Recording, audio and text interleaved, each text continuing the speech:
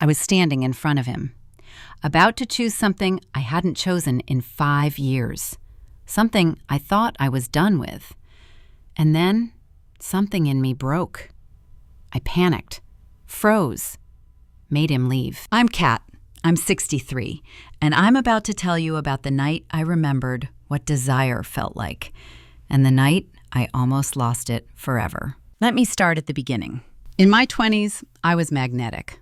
I knew it. Men wanted me, and I chose freely. No shame, no apology.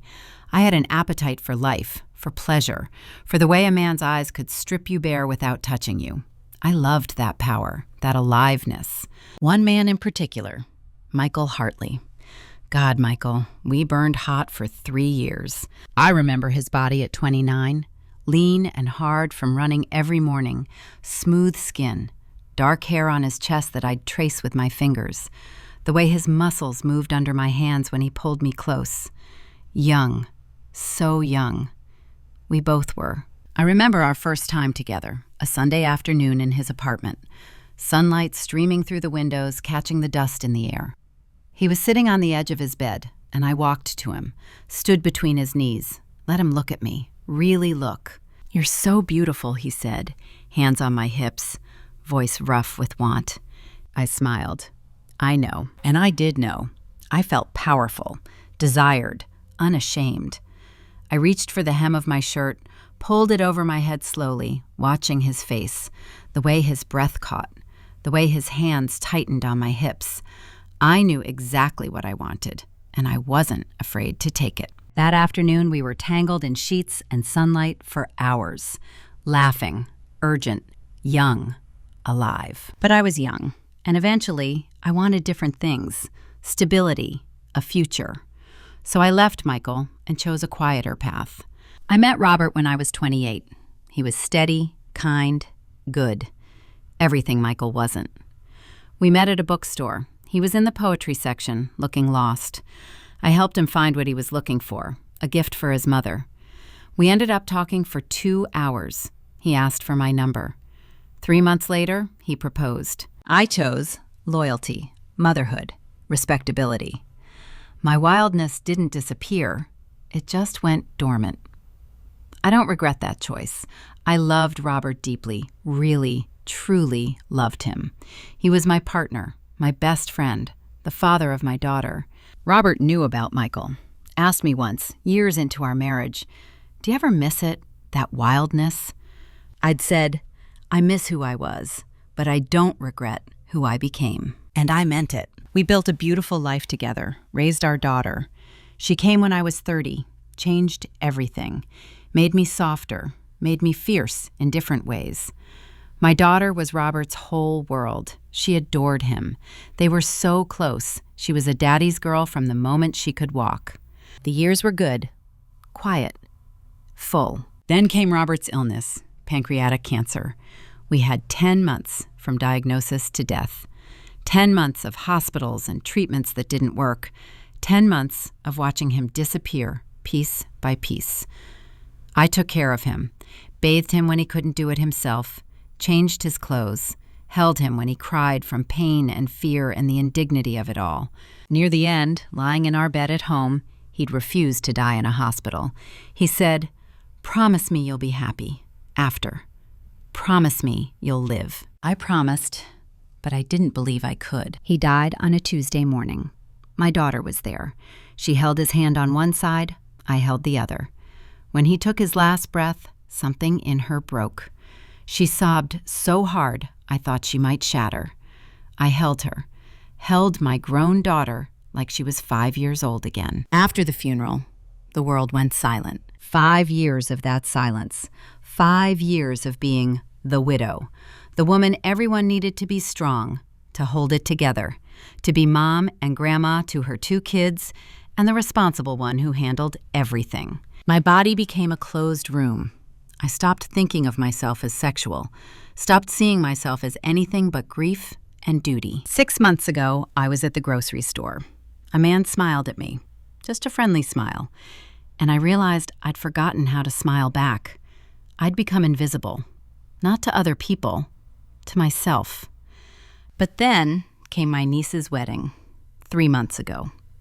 I was sitting at a table watching couples dance. A man, maybe 50, kind eyes, asked me to dance. His hand on my waist felt like fire, like something I'd locked away and forgotten about. When the song ended, he smiled at me, really smiled, like he saw me as a woman, not just someone's aunt, someone's widow. I excused myself, went home, lay in bed awake, my body humming with something I thought was gone forever. That's when I knew. The part of me that loved being desired, the part I thought died with Robert, it was still alive, just dormant, waiting. A week later, I was cleaning out the garage. Found a shoebox of old photos I didn't even remember keeping. I sat on the concrete floor and opened it. There I was, at 24, standing next to Michael, my hand on his chest, the look in my eyes, wild, hungry, unashamed, young, so young. I stared at that photo for 20 minutes. Thought, that woman is still inside me, somewhere. On impulse, I pulled out my phone, opened Facebook, searched for him. Michael Hartley. There he was, silver hair in his profile picture. Divorced twice, his status said, living 2 towns over. I hovered over his name for 10 minutes, my thumb shaking over the screen. What am I doing? This is crazy. I sent him a message. Michael, it's been 40 years. I found an old photo of us and couldn't not reach out. If you're ever up for coffee, I'd love to catch up. No pressure, just curious how life treated you. Cat. I hit send before I could overthink it, then immediately panicked. Closed the app, went inside, poured a glass of wine with shaking hands. What did I just do? What if he doesn't respond? What if he does? 2 hours later, my phone buzzed. I was in the kitchen making dinner I wouldn't eat. I nearly dropped the knife when I saw the notification. Kat, my God, I've thought about you over the years more than I should probably admit. Coffee sounds perfect. When? Michael. My heart was racing. I sat down at the kitchen table, stared at the message, typed and deleted 3 responses. Finally settled on Saturday. His response came instantly. Can't wait. I didn't sleep that night. Just lay in bed, staring at the ceiling, my whole body buzzing. What am I doing? What am I doing? The days leading up to Saturday were torture. I tried on 8 outfits. Nothing looked right. Everything made me look old or trying too hard, or both. I bought new underwear at Target, then felt ridiculous standing in the lingerie section. Put it back. Bought it again. Hid the bag in my closet like evidence. Saturday morning, I looked at myself in the mirror. Really looked. Gray hair I've stopped dyeing because what's the point? Lines around my eyes, around my mouth, loose skin on my neck. My body soft in places it used to be firm. Scars from childbirth. From life. What is he going to see when he looks at me? I almost canceled. Picked up my phone 3 times to text him some excuse. But I didn't. I got dressed. Simple jeans, a blue sweater that used to be Robert's favorite. Drove to the coffee shop with my hands gripping the wheel too tight. I arrived 15 minutes early. Sat by the window. Watched the door. Every time it opened, my stomach dropped. Then he walked in, and I saw it all at once. What 40 years had done. The silver hair where dark used to be. That lean runner's body, now softer around the middle. Lines around his eyes that crinkled when he smiled. But that energy, God, that energy was still there. That way of moving through the world like he belongs everywhere. And I felt something unexpected. Relief. He'd aged too. We'd both lived. He saw me. His whole face lit up. Walked over. Cap. He hugged me. I breathed in his scent. Different cologne, something woody and warm. But underneath, something familiar. Something that made my stomach flip. You look incredible, he said. I laughed nervously. Liar. I'm serious. He pulled back, looked at me. Really looked. You still have it. That thing. I don't know what to call it. Fire, I said quietly. You used to call it fire. That's right, he smiled. Those eyes, the ones that used to see through me. Is it still there? I didn't know how to answer that. We ordered coffee, sat by the window, talked for 2 hours that felt like 20 minutes. He told me about his life. 2 marriages, both ended. The first one lasted 7 years. We were too young. The second lasted 3. We were too damaged. 3 kids from the first marriage, all grown now. One's a lawyer, one's a teacher, one's still figuring it out. He's a retired architect, does some consulting work to stay busy. I told him about Robert, about the good years, about his illness, about the 10 months of watching him die, about the 5 years since, about feeling like I'd disappeared somewhere along the way. You didn't disappear, Michael said. You're right here. Am I? I looked down at my hands wrapped around my coffee cup. I don't know who I am anymore. I'm Mom, I'm Grandma, I'm the widow. But who's Kat? He reached across the table, touched my hand, just his fingertips on mine, light as air, but it sent electricity shooting up my arm. You're the woman who sent me that message. That took guts. I looked at where his fingers touched mine. Hadn't been touched like this, with intent, with something like desire, in 5 years, maybe longer. My whole body came alive under his fingertips. I felt my pulse in my throat. Michael, I said, not sure what I was going to say next. I know, he said quietly. Me too. We started meeting regularly, once a week at first. Coffee, then dinner, long walks through the park, conversations that went late into the evening. He made me laugh, made me remember what it felt like to be seen, really seen. Our second date was at a little Italian restaurant. We sat in a corner booth, and he told me about his marriages. I kept looking for what we had, he said, that intensity, that fire. Never found it. I found something different with Robert, I said, something quieter. I don't regret it. Do you ever wonder, he asked, what would have happened if you'd stayed? I took a drink of wine.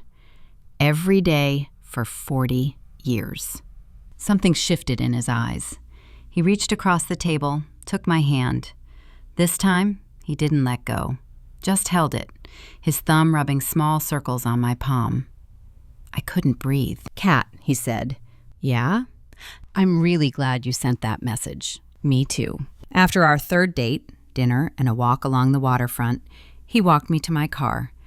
We stood there in the parking lot, neither of us wanting to leave. The air between us was charged, heavy with possibility. Can I kiss you? He asked. I froze, then nodded. Couldn't speak. He leaned in, kissed me. Gentle at first, his hand cupping my face, then deeper, his other hand on my waist, pulling me closer. I kissed him back, my hands finding his shoulders, his neck. 40 years fell away. We were 24 and 29 again, urgent and alive. When we broke apart, we were both breathless. Wow, he said. Yeah. My voice didn't sound like mine. I should let you go, he said, not moving. You should, I said, not moving either. Finally, he stepped back. Good night, Kat. Good night. I got in my car. Sat there with my hands shaking on the wheel, my whole body on fire. Drove home barely seeing the road. Lay in bed, awake all night, reliving that kiss. Terrified, thrilled, alive. The tension between us built. Every date ended the same way, standing by our cars, kissing like teenagers, neither wanting to pull away. After our 5th date, we were standing by my car. The air was cool, October settling in, but I felt flushed, hot. He was looking at me in that way, the way that made me feel 24 again. I knew if I didn't do this now, I never would. Come to my place next time, I said. My voice didn't sound like mine. I'll cook for you. He looked at me, understanding exactly what I was offering. Are you sure? I wasn't. But I said yes. The next 3 days, I was a wreck. Cleaned my house twice, changed the sheets 3 times, bought candles, bought wine, stood in my closet staring at clothes that all looked wrong. On the day, I spent hours cooking. Pasta, red sauce simmering, garlic bread. I put on the black lace underwear I'd bought and hidden in my drawer, put on a simple black dress over it, looked at myself in the mirror. I can do this. I'm still that woman. I can do this. He arrived at 7 with flowers. Sunflowers, my favorite. I didn't remember ever telling him that, but somehow he knew. We ate dinner, drank too much wine. The air was electric. Every glance loaded, every touch intentional. My hand on his arm, his knee against mine under the table. After dinner, we moved to the couch. I poured more wine. My hands were shaking slightly. We talked about nothing, about everything.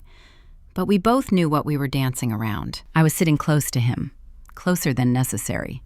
I touched his arm when I laughed, let my hand linger on his knee.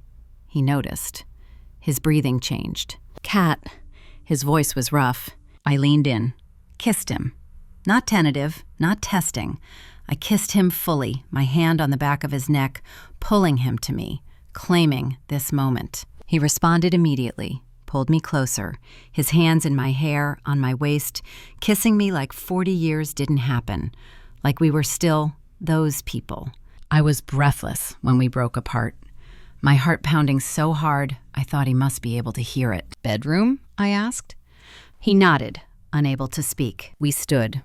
I took his hand, led him through my house to my bedroom. We were kissing in the hallway, stumbling slightly, laughing. It was happening. This was really happening. We fell onto the bed.